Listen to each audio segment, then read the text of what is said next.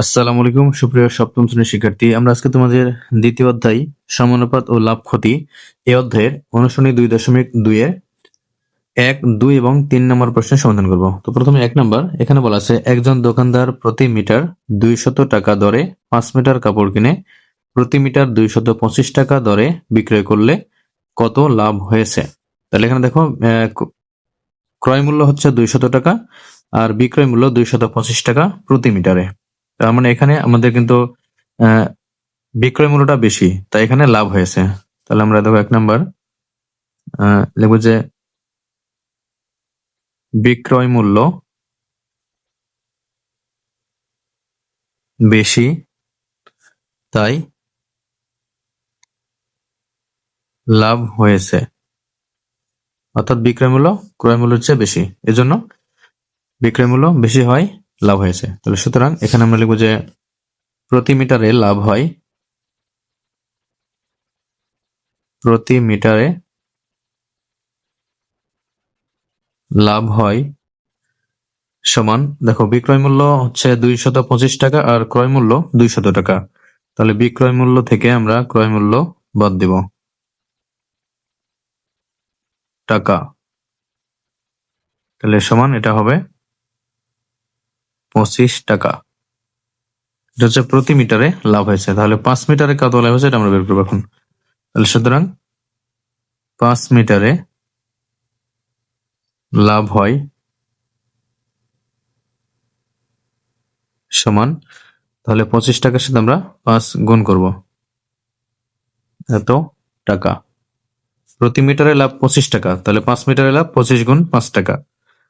তাহলে সমান 25 এবং 5 গুণ করলে হবে 125 টাকা। তাহলে এটা আমাদের অ্যান্সার হবে। সুতরাং তার লাভ হয় 125 টাকা। এটা উত্তর। এখন 2 নাম্বার। তো দেখো 2 নম্বর বলা আছে একজন কমলা বিক্রেতা প্রতি হালি 60 টাকা দরে 5 ডজন কমলা কিনে প্রতি হালি 50 টাকা দরে বিক্রয় করলে কত ক্ষতি হয়েছে। তাহলে দেখো 2 নম্বর, প্রথমে আমাদের এই কমলার সংখ্যাকে হালিতে নিয়ে যাবো। যেহেতু এখানে বিক্রয় মূল্য হালিতে আছে, তাহলে আমরা এটাকে হালিতে নিয়ে যাব। তাহলে আমরা জানি এখানে 5 ডজন কমলা বলা আছে, তাহলে 1 ডজন সমান 1 ডজন সমান 1 ডজনে কিন্তু হয় 12টি। তাহলে 12টিতে যদি 4টাতে 1 হালি হয়, তাহলে আমরা 4 দিয়ে ভাগ করলে এটা 3 হালি হবে। তাহলে 1 ডজন সমান 3 হালি, অর্থাৎ 3 4 12, তাহলে 1 ডজনে 3 হালি। তাহলে এখানে যেহেতু আছে 5 ডজন, তাহলে সুতরাং 5 ডজন সমান 3 গুণ 5 হালি, বা এটা সমান হবে 15 হালি। তাহলে এখানে দেখো দেওয়া আছে যে প্রতি হালি 60 টাকা দরে ক্রয় করছে আর 50 টাকা দরে বিক্রয়, তাহলে এটা কিন্তু ক্ষতি হয়েছে। তাহলে যেটা দর সেটা 60 টাকা ক্রয় মূল্য আর বিক্রয় মূল্য 50 টাকা, কিন্তু কমলার সংখ্যা হচ্ছে 5 ডজন বা 15 হালি। তাহলে এখন আমরা লিখবো যে প্রতি হালিতে ক্ষতি হয়, এখানে কিন্তু ক্ষতির কথাই বলা আছে, কত ক্ষতি হয়েছে। তাহলে ক্ষতি হয়, এটা কত হবে, ক্রয় মূল্য 60 বিয়োগ বিক্রয় মূল্য 50 টাকা।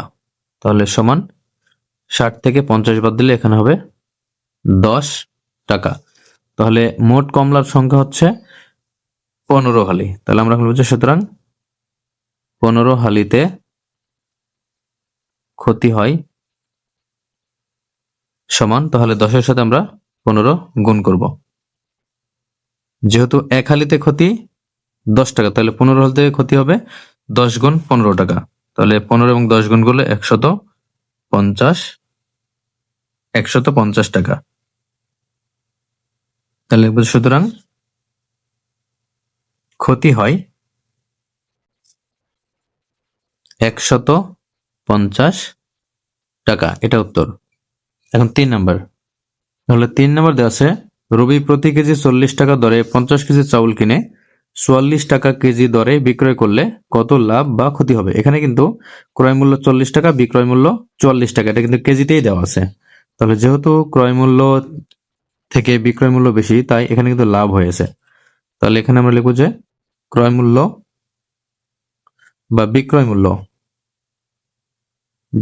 মূল্য বেশি হওয়ায়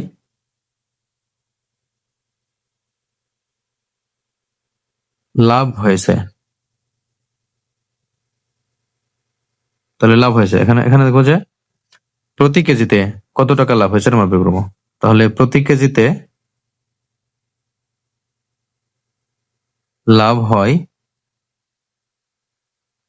সমান বিক্রয় মূল্য 44 বিয়োগ ক্রয় মূল্য 40 টাকা। তাহলে সমান এখানে হবে 4 টাকা। 4 টাকা। এটা প্রতি কেজিতে। এখন এখানে চাউল ক্রয় করেছে 50 কেজি, তাহলে 50 কেজিতে কত লাভ হবে? তাহলে এখন আমরা যদি 50 কেজিতে, সুতরাং 50 কেজিতে লাভ হয় সমান, তাহলে এখানে 4 গুণ 50 টাকা। 1 কেজিতে 4 টাকা, তাহলে 50 কেজিতে 4 গুণ 50 টাকা। তাহলে সমান এখানে 4 এবং 50 গুণ করলে 200 টাকা। তাহলে সুতরাং লাভ হয় 200 টাকা। এটা হচ্ছে আনসার।